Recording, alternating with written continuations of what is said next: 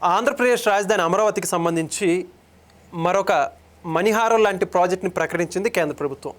దానికి సంబంధించి నిన్నటి రోజున దేశ ప్రధానమంత్రి నరేంద్ర మోదీ గారి అధ్యక్షతన జరిగినటువంటి కేబినెట్ సమావేశంలో దానికి సంబంధించి అనుమతులు కూడా జారీ చేసింది. ఇంతకా ఆ ప్రాజెక్ట్ ఏంటి, మరిన్ని విషయాలు తెలుసుకోవడానికి మనతో పాటు ఉన్నారు తెలుగుదేశం పార్టీ రాష్ట్ర అధికార ప్రతినిధి రాజేష్ అప్సని. సార్ నమస్కారం అండి. సార్ ఇప్పటికే ఆంధ్రప్రదేశ్ రాష్ట్ర రాజధాని అమరావతికి సంబంధించి చంద్రబాబు నాయుడు గారు ఎక్కడ రాజీ పడకుండా ఇన్నర్ రింగ్ రోడ్డు కానివ్వండి, రైల్వే ప్రాజెక్టుకి సంబంధించి కావచ్చు, రోడ్లకు సంబంధించి కావచ్చు, అనేక గొప్ప గొప్ప ప్రాజెక్టులే కేంద్రంతో పోరాడి మరీ తీసుకొచ్చారు. ఇప్పుడు పొత్తులో ఉన్న భాగంలో కావచ్చు కేంద్రం మరికొన్ని అడగకుండానే ఇస్తుంది. సెంట్రల్ సెక్రటేరియట్ భవనాలు ఏవైతే ఉన్నాయో దానికి సంబంధించి దాదాపు కేంద్ర ప్రభుత్వం 2,500 కోట్లు దగ్గర కేటాయిస్తూ వాటన్నిటికి కూడా పరిపాలనకు సంబంధించిన అనుమతులన్నీ కూడా మంజూరు చేసింది. దీనివల్ల అమరావతిలో పరిపాలనకు సంబంధించి ఎటువంటి మార్పులు రాబోతాయి? ఇది నిర్మాణం అయితే అమరావతి జరిగే మేలు ఏంటంటే ఏమంటారు? ఇప్పుడు వాస్తవంగా ఒక రాష్ట్ర రాజధాని నగర నిర్మాణం జరుగుతూ ఉన్న క్రమంలో 22 ఎకరాల్లో నిర్మాణం జరిగే ఒక ప్రాజెక్టు చాలా పెద్ద ప్రాజెక్ట్ ఏం కాదు. ఎందుకంటే అక్కడ 1000 ఎకరాల పరిధిలో నగర నిర్మాణం జరుగుతూ ఉంది. ఆ మొత్తం నగర నిర్మాణ పరిధిలో 22 ఎకరాలు అనేది చాలా చిన్న ఫ్యాక్టర్ అది. కానీ ఆ ప్రాజెక్ట్ ఏంటి అనేది చాలా కీలకం. ఒక పక్క 2014-19 మధ్యకాలంలో విభజిత రాష్ట్ర ముఖ్యమంత్రిగా చంద్రబాబు నాయుడు గారి ఆధ్వర్యంలో ఉన్న ప్రభుత్వం ఆనాడు విభజన చట్టం ద్వారా తమకు సంక్రమించిన అధికారాన్ని సద్వినియోగం చేసుకుంటూ అసెంబ్లీ ద్వారా తీర్మానం చేసి కొత్తగా రాజధాని లేకుండా ఏర్పాటైన రాష్ట్రానికి రాజధానిని నిర్ణయించే అధికారం కొత్తగా ఏర్పాటైన ప్రభుత్వానికి కట్టబెట్టిన నేపథ్యంలో ఆ అధికారాన్ని వినియోగించి అసెంబ్లీ ద్వారా తీర్మానం చేసి ఈ అమరావతి అనే ప్రాంతాన్ని రాజధానిగా గుర్తించి నోటిఫై చేశారు. అక్కడ మాస్టర్ ప్లాను డెవలప్ అయింది. ప్రధానమంత్రి గారి చేతుల మీదుగా శంకుస్థాపన జరిగింది. 2015 అక్టోబర్ 22 విజయదశమి సందర్భంగా ప్రతి ఇంటి పండగలాగా ఆ రోజు రాజధాని నిర్మాణ శంకుస్థాపన జరిగింది. ఆ తర్వాత అక్కడే సచివాలయ నిర్మాణం జరిగింది. అక్కడి నుంచి అసెంబ్లీ శాసన మండలి పనిచేస్తుంది. అక్కడి నుంచి హైకోర్టు ఫంక్షనింగ్లో ఉంది. అంటే పాలనాపరమైన ప్రధాన వ్యవహారాలన్నీ అక్కడి నుంచే జరుగుతూ ఉన్నాయి. అమరావతి రాజధానిని అని చెప్పని నిర్ణయం అయిపోయింది. అక్కడ రాజధాని నిర్మాణం చేయటానికి ప్రభుత్వం రైతుల నుంచి భూములు సమీకరణలో తీసుకుంది. భూ సేకరణలో కాదు, భూ సమీకరణలో తీసుకుంది. అలా సమీకరణలో తీసుకుంటున్న క్రమంలో ఈ మాస్టర్ ప్లాన్ని నోటిఫై చేస్తూ ఈ మాస్టర్ ప్లాన్ని ఇంప్లిమెంట్ చేయటం ద్వారా ఆ రైతులకి ఏ విధమైన ప్రయోజనాలు కల్పిస్తాము అని చెప్పని ప్రభుత్వం రైతులతో ఒప్పందం చేసుకొని భూములు తీసుకుంది. అంటే మేమేదో మీ భూములు అమ్ముకుంటాము, తాకట్టు పెడతామని కాదు, మీ భూముల పరిధిలో రాజధాని నిర్మాణం చేస్తాము అని చెప్పని ఒక ప్రభుత్వాన్ని నమ్మి ప్రభుత్వంతో ఒప్పందం చేసుకొని భూములు రైతులు ఇచ్చారు. ఇటువంటి క్రమంలో జగన్మోహన్ రెడ్డి 2019లో పదవి బాధ్యతలు చేపట్టిన తర్వాత ప్రభుత్వ పరంగా చేసుకున్న ఒప్పందాలని కాలదన్ని రైతాంగానికి ఇచ్చిన మాటని తప్పి సహజంగా జగన్మోహన్ రెడ్డికి ఏం చెప్తారు వాళ్ళ భజన బృందాలన్నీ, మాట తప్పని మడమ తెప్పని వంశం అని చెప్తారు. కానీ అతను అమరావతిలోనే రాజధాని నిర్మాణం చేస్తానని 2019 ఎన్నికలకు ముందు చెప్పి ఆ మాట తప్పాడు, మడమ తిప్పాడు. రాష్ట్ర రాజధానికి అమరావతి మాత్రమే కాదు ఇంకొక 2 రాజధానులు కూడా ఉంటాయి అని చెప్పనే ఒక అసందర్భ ప్రస్తావన తీసుకొచ్చాడు.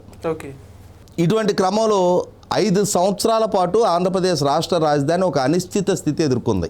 అమరావతి కొనసాగుతుందా, వేరే ప్రాంతాల్లో కూడా రాజధాని నిర్మాణం జరగనుందా, ఎప్పుడు మొదలు పెడతారు, ఎప్పుడు ఇక్కడి నుంచి తరలిస్తారు అనే ఒక అనిశ్చిత స్థితి 5 సంవత్సరాలు కొనసాగించాడు జగన్మోహన్ రెడ్డి. మళ్ళీ ఎన్డీఏ కూటమికి ప్రజల అధికారం కట్టబెట్టిన తర్వాత మళ్ళీ తిరిగి ప్రధానమంత్రి గారి చేతుల మీదుగా అమరావతి నగర పనులు పునఃప్రారంభానికి కూడా ఆయన చేతుల మీదుగానే మళ్ళీ తిరిగి శంకుస్థాపన జరిగినాయి. మళ్ళీ తిరిగి పనులు వేగం పుంజుకున్నాయి. వేలాది కోట్ల రూపాయల టెండర్లు ఖరారైనాయి.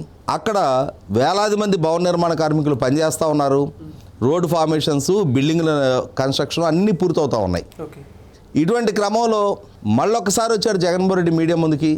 ఇక్కడ జరుగుతున్న ఈ నిర్మాణ పనుల్ని ప్రస్తావించకుండానే ఆ మధ్య ఇక్కడ నదీ గర్భంలో నిర్మాణం జరుగుతూ ఉంది, సుప్రీంకోర్టు ఇంటర్వ్యూని కావాలి అంటే ఒకనాడు తీర్మానానికి తానే మద్దతు ప్రకటించాడు. అమరావతిలోనే రాజధాని నిర్మాణం జరుగుద్దని తానే ప్రకటించాడు. తాను 5 సంవత్సరాలు అమరావతి నుంచే పరిపాలించాడు. కానీ ఈ అమరావతి నిర్మాణ ప్రక్రియను మాత్రం స్తంభింపజేశాడు. పోనీ వేరే ప్రాంతాలకు తరలించగలిగేవాడినంటే నీ ప్రయత్నానికి న్యాయస్థానం 2022 మార్చి 3వ తారీఖు ఇచ్చిన తీర్పు ద్వారానే అడ్డుకట్టేసింది. ఆంధ్రప్రదేశ్ రాష్ట్రానికి అమరావతి మాత్రం ఏకైక రాజధాని అని చెప్పని ఎప్పుడూ గౌరవ హైకోర్టు నుంచి తీర్పు రావడం జరిగింది. దాన్ని జగన్మోహన్ రెడ్డి సుప్రీంకోర్టులో సవాల్ చేశాడు. సవాల్ చేసినా దాని మీద స్టే రాలా. కాబట్టి ఈనాటికి ఆంధ్రప్రదేశ్ రాష్ట్ర హైకోర్టు ఇచ్చిన తీర్పే అమల్లో ఉంది. ఆంధ్రప్రదేశ్ రాష్ట్ర శాసనసభకి రాజధాని విషయంలో తీర్మానం చేసే అధికారం కూడా లేదు, లెజిస్లేషన్ చేసే అధికారం లేదు అని చెప్పని ఆ తీర్పులో హైకోర్టు స్పష్టంగా మెన్షన్ చేసింది. అంటే లెజిస్లేషన్ ద్వారా ఏర్పాటైన రాజధాని, హైకోర్టు తీర్పు ద్వారా ఖరారైన రాజధాని, దాన్ని జగన్మోహన్ రెడ్డి వివాదాస్పదం చేయాలని ప్రయత్నం చేసినా చేయలేకపోయాడు. ఇవాళ ఎన్డీఏ కూటమి ప్రభుత్వం పదవి బాధ్యతలు చేపట్టిన తర్వాత ఇప్పుడు పార్లమెంటు ద్వారా కూడా మరొక్కసారి అమరావతి మాత్రమే ఏకైక రాజధాని అని చెప్పని పార్లమెంటు ఉభయ సభల్లో కూడా తీర్మానాన్ని ఆమోదించి దాన్ని రాష్ట్రపతి గారి చేత స్టాంప్ వేయించి ఇవాళ కేంద్ర ప్రభుత్వం నోటిఫై చేసింది. అమరావతిలో పనులు వేగం పుంజుకుంటూ ఉన్నాయి. ఇప్పుడు మళ్ళొకసారి జగన్మోహన్ రెడ్డి నేనున్నా నన్నెలా మర్చిపోతారు అని చెప్పని మళ్ళీ మేము అధికారంలోకి వస్తే మచిలీపట్నం, విజయవాడ, గుంటూరు జాతీయ రహదారి వెంబటి గ్రోత్ కారిడార్గా నేను జాతీయ రహదారి వెంబడే రాజధాని నిర్మాణం చేస్తా. ఇవాళ ఈ అమరావతిలో నిర్మాణం చేస్తున్న రాజధాని అక్కడ రాజధాని నిర్మాణం సహేతుకం కాదు అని చెప్పని, అంటే ఆనాడు 7,000 కోట్ల రూపాయల నిర్మాణాలను నువ్వు స్తంభింపజేసావు. ఇవాళ 60,000 కోట్ల రూపాయలతో నిర్మాణాలు జరుగుతూ ఉన్నాయి. మళ్ళీ కేంద్ర ప్రభుత్వం నుంచి నోటిఫై అయిన తర్వాత కూడా ఆల్రెడీ గౌరవ హైకోర్టు ఆంధ్రప్రదేశ్ రాష్ట్ర శాసనసభకి దీని మీద లెజిస్లేషన్ చేసే అధికారం కూడా లేదు అని తీర్పిచ్చిన తర్వాత కూడా రేపు ఎప్పుడో నేను ముఖ్యమంత్రి అవుతా, రేపు ముఖ్యమంత్రి అయిన తర్వాత ఈ మచిలీపట్నం, విజయవాడ, గుంటూరుని ఈ జాతీయ రహదారిని అనుసంధానం చేస్తూ మావిగన్ పేరిట నేను నిర్మాణం చేస్తా అని చెప్పనే అసంబద్ధ, అనాలోచిత, అవగాహన రాహిత్యపు, అజ్ఞానపు ప్రస్తావన జగన్మోహన్ రెడ్డి వైపు నుంచి జరుగుతూ ఉంది. ఇటువంటి సందర్భంలో మరి కేంద్ర ప్రభుత్వం నిన్న ప్రకటించిన ప్రాజెక్ట్ నేను ఇందాక చెప్పినట్టుగా అక్కడ 35,000 ఎకరాలు రైతుల నుంచి సమీకరణలో తీసుకోవడం జరిగింది. ప్రభుత్వ భూములు ఇంకొక 15,000-16,000 ఎకరాలు ఉన్నాయి. ఓవరాల్గా 50,000 నుంచి 52,000 ఎకరాల పరిధిలో రాజధాని నిర్మాణం జరుగుతూ ఉన్నప్పుడు ఈ 22 ఎకరాల ప్రాజెక్ట్ అనేది చాలా చిన్న ప్రాజెక్టే. కానీ ఆ ప్రాజెక్ట్ ఏంటి అని ఆలోచన చేసినప్పుడు central secretariat, central PWD department ద్వారా వాళ్ళ ద్వారా ప్రవేశపెట్టబడ్డ ప్రతిపాదనని కేంద్ర కేబినెట్ నేను ఆమోదం తెలపడం జరిగింది. 2,534 కోట్ల రూపాయల పెట్టుబడితోటి అక్కడ 5.5 ఎకరాల్లో సుమారుగా కేంద్ర ప్రభుత్వ కార్యాలయాలు మొత్తం కూడా ఒకే ప్రాంగణంలో ఉండే విధంగా సుమారుగా 8,000 మంది కేంద్ర ప్రభుత్వ ఉద్యోగులు అక్కడ పనిచేసే విధంగా, అలాగే సుమారుగా 1,700 కేంద్ర ప్రభుత్వ ఉద్యోగుల నివాస క్వార్టర్స్ కూడా అక్కడ 17 ఎకరాల్లో నిర్మాణం జరిగే విధంగా ఇవాళ ఒక 2,500 కోట్ల రూపాయల ప్రాజెక్టుని కేంద్ర ప్రభుత్వం ఆమోదించింది. అంటే ఇప్పుడు నిర్మాణం జరుగుతూ ఉన్న రాజధానిలో ఇప్పుడు కేంద్ర ప్రభుత్వం ద్వారా కూడా నోటిఫై చేయబడ్డ రాజధాని కేంద్ర ప్రభుత్వానికి సంబంధించిన అన్ని కార్యాలయాలు కూడా అక్కడే నిర్మాణం జరుపుకోబోతున్నట్టుగా కేంద్ర ప్రభుత్వం నిన్న మంజూరు చేయడం ద్వారా చాలా స్పష్టమైన సంకేతం. కేంద్ర ప్రభుత్వం ఈ మావి గనులు, ఈ తుప్పుపట్టిన గనులు, ఈ పేలని గనులు ప్రస్తావనలు తెచ్చే ఈ జగన్మోహన్ రెడ్డికి ఒక బలమైన సంకేతం. అదే రాష్ట్ర వ్యాప్తంగా, దేశవ్యాప్తంగా ఉన్న పెట్టుబడిదారులకు కూడా వాళ్ళల్లో ఉన్న అనుమానాలని నివృత్తి చేస్తూ ఆంధ్రప్రదేశ్ రాష్ట్రానికి అమరావతి మాత్రమే ఏకైక రాజధానిగా దేశం భావిస్తుంది అని చెప్పని ఇవాళ కేంద్ర కేబినెట్ ద్వారా నిన్న ఈ ప్రాజెక్టు మంజూరు చేస్తూ ఒక స్పష్టమైన సంకేతం ఇచ్చారు.